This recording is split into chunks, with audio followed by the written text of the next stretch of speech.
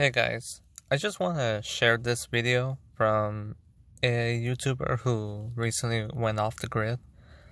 And it's kind of shame that he did went off the grid because I love his messages and his messages are one of the most powerful and intriguing messages.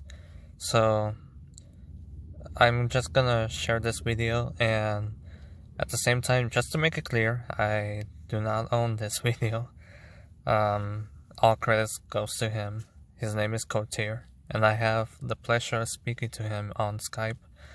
So yeah, so enjoy this video, guys, and goodbye. In line at a Starbucks, and there's a big long line. I knew it was going to be like a 15-minute wait, but it was the only coffee shop that was close by, and I needed my caffeine fix if I was going to get through the day. And I was waiting in line behind two gentlemen. There was one of these gentlemen was, I think he worked in pest control, and the other one was a CEO of a finance firm that was nearby. The pest control guy was looking at him, listening respectfully but saying nothing. The line was long. At the beginning of the conversation, the CEO was bragging shamelessly about how he had spent $100,000 on a Bugatti, a special Bugatti that he had imported straight from the manufacturer at extra cost, and how he had wrecked his Bugatti last weekend with some bitches, something of that nature. I really didn't pay a whole lot of attention when he spoke. However, he would occasionally pause. I noticed that he would occasionally pause to deign to let the pest control guy have a turn at speaking. But the pest control guy wouldn't take a turn. He would just smile politely or check his watch or say something polite like, "Is that so?" After they both got their coffees, the CEO stopped the pest control man and he said, "You know, there's something I really like about you, but I can't place it. Would you ever think of quitting your job and coming to work for, my firm? Now, obviously, you couldn't work my job. That would take all sorts of academic qualifications, internships, blah, blah, blah. But I could start you off as an intern and see if I could find a place for you from there. How does that sound?" And the pest control guy, I didn't see even a flicker of anger on the pest control guy's face. Instead, I saw a look of pity emerge on his face for this fleeting moment, and then he said, "No thanks," and just walked off. The CEO looked absolutely deflated, and then he noticed shortly thereafter that I had been basically standing there with my coffee watching the entire conversation. He looked at me and he said, "Can you believe this guy?" He gives me one of those, "Can you believe this guy?" looks. And I said, "I think he felt sorry for you." And then I turned to leave. And the CEO was like, "What? Hey, kid, get back here. Hey, fuck you, kid." I believe that those who are able to develop emotional autonomy develop as a side benefit a tremendous advantage in that they can afford to listen. The sort of listening that I will be advocating in this video is not the sort of listening where you have been overpowered by another talker and now you're just waiting for your turn to speak. The sort of listening that I advocate is both a conscious choice and a skill to be developed. Now, I'm not saying start playing the silent game with all of your friends. Definitely not. I'm talking about making the conscious choice to listen when you're speaking with acquaintances, and especially people with whom you do business. If you speak less, they will speak more. We live in an age of talkers, an age of people rushing hither and thither to try and vomit out whatever content comes into their brain because it's so important.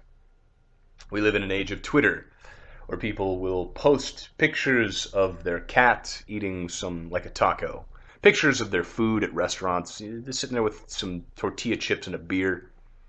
People are trying to share their lives with others. I'm saying, think of speaking like sharing information. Now, we all have heard the adage, the axiom, information is power. So when you are speaking to people, you are giving them your power.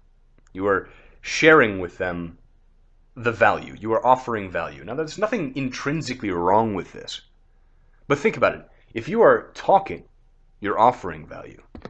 If you're listening, you're receiving value. Which one has more worth?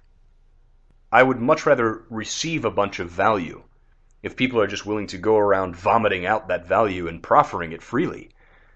Listening is empowering. Give it like reconnaissance when you're speaking, especially when you're speaking with those who may work at a different firm from yours or something like that. Maybe you're on everyone's team in your own business, but you certainly have competition. Listening will not only earn you information that may actually prove incredibly useful, but it also earns you respect. More people will talk to you, they will feel that they like you, and also feel like you're sort of their advisor, their confidant, their mentor. People may not even recognize why they like you so much if you just listen to what they have to say. Really listen, really try and understand where they're coming from. In a business environment, they'll know I have been paying very close attention to what everyone's been saying and trying to parse out really what's going on here. If I speak, it will be for a reason. It will be to clarify something, it will be to bring us back into focus in a meeting, or it will be to offer what I think is a solution to a problem. These are the reasons I speak in a meeting. I don't speak to have my voice heard. Think of it this way. Bosses, kings, receive tribute. Information is power. And the more time you spend thinking about the information that you do receive, that you do possess, the more valuable your words naturally become because you've thought about it. That doesn't mean I'm always right. But it does mean that I've always thought through my stance on an issue before I share it. If you are selective in who you share your information with, you will be as a king. You will grace only those who are worthy with your information, with your thoughts, with your intuitions. Over time, you'll begin to seek out others who are listeners, because these are the people who sit back and actually look at life from a macrocosm and see it for what it is, who have that intellectual curiosity and have overcome their egos to the point where they're actually trying to understand the way things work. A friend like that to me is invaluable. I have maybe 7 people in my life who I would call friends that I really, really value. I have a lot of friends, but they're like acquaintance friends. A true friend is one where I can sit there and talk with this guy throughout the entire evening. We will both pause, we will reflect. There can be comfortable silence where we both mull over what we're talking about. The passion we have for finding the truth. If you accept that time and information are the 2 most important resources in solving the world's problems, solving problems around you, even in a general sense, you're well on your way. Instead of blabbing about useless shit, spend your time drawing up your plans, your strategies, doing research. Then, when you do act, and this is of course a general mantra. It can apply to most things. When you do act with full force. Your plan still won't be perfect. Plans never are.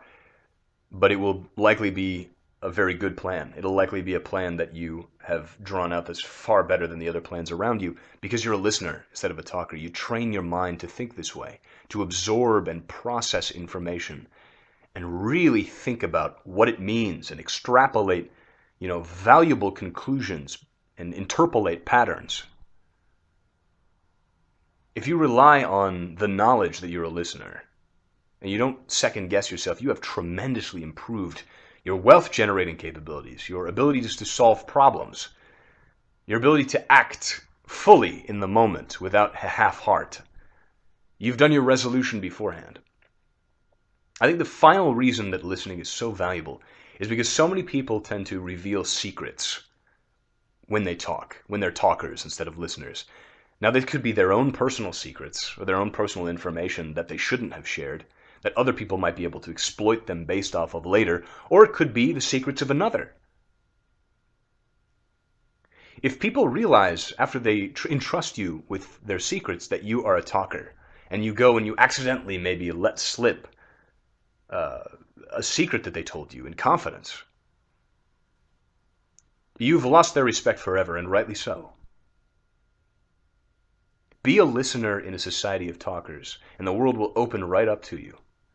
And everyone will begin shoveling value your way. And you become the judge of who in your life is worth your valuable time, and who in your life is worth giving your valuable information to in exchange, and conversing with about real subjects, hefty subjects that matter. Thank you for listening, gentlemen. Have a pleasant evening.